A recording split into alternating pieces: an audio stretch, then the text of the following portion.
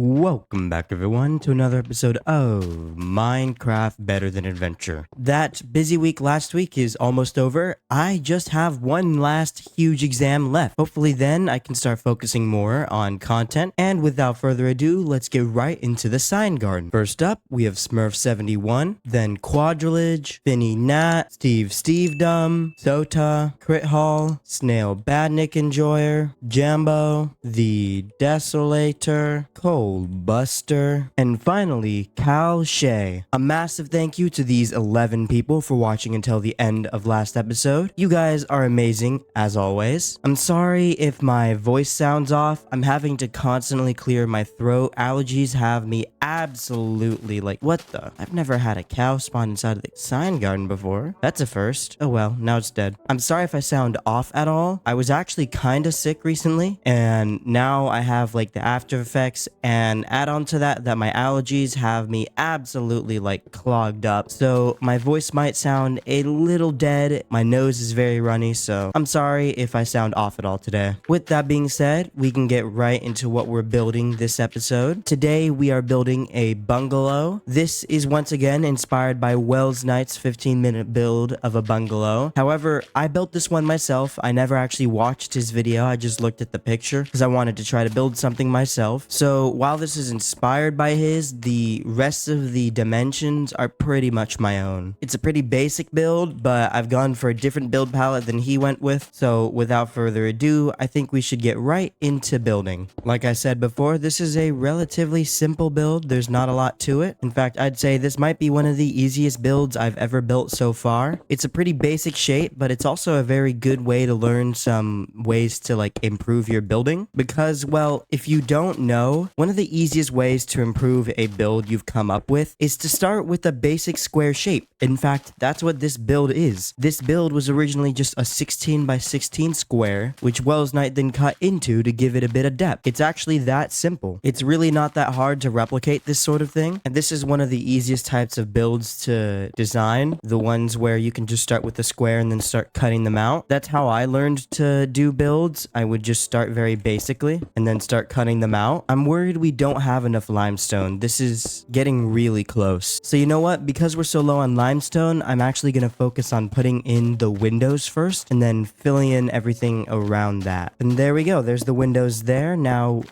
I have all of the windows in the build put in. No! I misplaced limestone, and there goes one of our blocks. Yep, we have officially run out of limestone, and we still need quite a bit more. At least a stack. Looks like we have to go and get some. As I head over to go and collect more limestone, I'm gonna answer the first question left by you guys last episode, and that was from Steve Dumb. And they asked, what is your favorite pet? Ooh, that's a very controversial question. You could say my answer could put the world against me. This is a very difficult question. See, I have 2 dogs and 4 cats. So you'd think I'm a cat person. And honestly, I might be more of a cat person than a dog person. I love dogs, don't get me wrong. That's why I have 2 dogs. But cats are much easier to take care of. And mine, at least, are indoors, so I don't have to worry about them too much when I'm at school. Just checking to see if we have any leftover limestone. We do not. Have to head down into the mines for the first time in a while. But yeah, for me, my favorite pet would probably be cats, just because they are much easier to take care of for me. I mean, sure, some people could argue that dogs, they're less mischievous than cats. They don't make as much of a mess on your couch and stuff, so they could be easier to take care of in that respect, which I agree with you. My couch, even though it's only about 3 years old,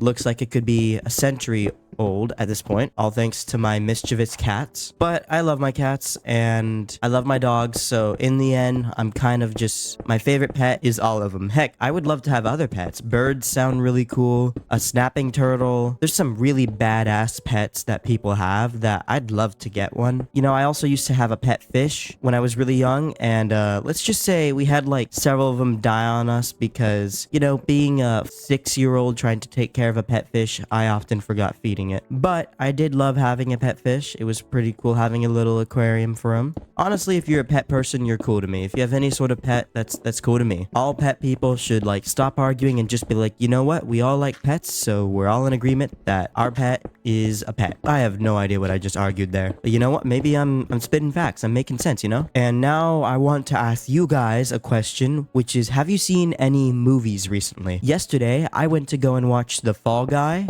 the movie with Ryan Gosling. I didn't expect to like it. My dad just bought us tickets randomly and was like, you need to leave the house, go and watch this movie. He had previously... Whoa.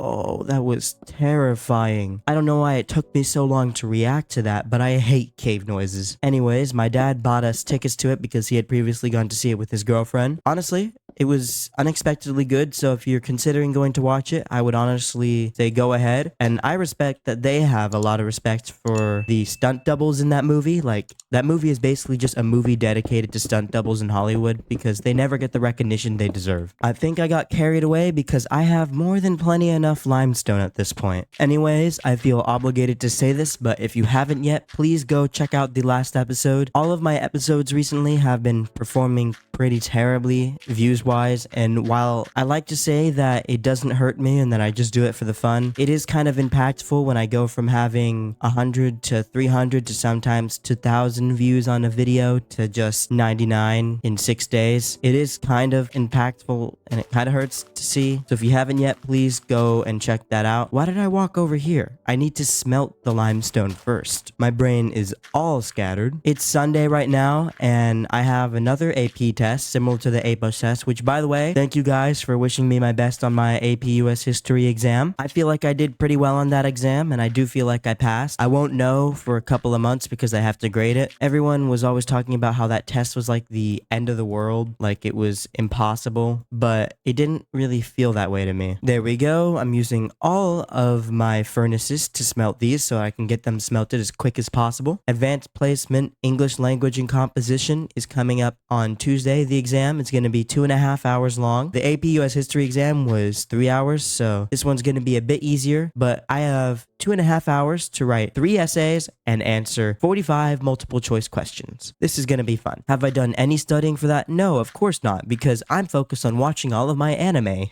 Wish me luck. I feel like I'm going to do very well, and I'm sorry if I seem like really unfocused this episode. It's a mix of me feeling a little sick and being cross-minded between anime, exam, and this video, you know? So my brain is everywhere. So it's not all done smelting, but I do feel like I have enough to finish. So I'm gonna head back, and as I do so, I should answer the next question left for me last episode, and that was from Snail Badnick Enjoyer, and they asked, what are the things you want to do when you go to college and eventually graduate? They're asking about my future life plans. To be honest, I haven't thought too much about it. I'm not even sure what college I'm going to. I'm thinking about Cal Poly, and I want to go for computer science because it's well paying and I'm a big computer nerd. I like computers a lot. And also I have a friend at Cal Poly and my computer science teacher went to Cal Poly. So it kind of lines up, you know? If you didn't notice, I actually adjusted the railway a little bit so that it would go above the build. I'm not sure if it's tall enough. I think it is. But if we have to raise it even further, we will. But I feel like it's tall enough. The hardest part about this build is definitely the roof. It's not like a super complex roof. It's just a little wonk. There we go, like that, where it's even. And then this goes down the line here, like so. Now I'm gonna do something similar over here, where it goes 1, 2, and then we'll get on top. There we go. That one goes like that. Then it goes one more here. But we've got the basic shape done. Now I'm just gonna finish the outline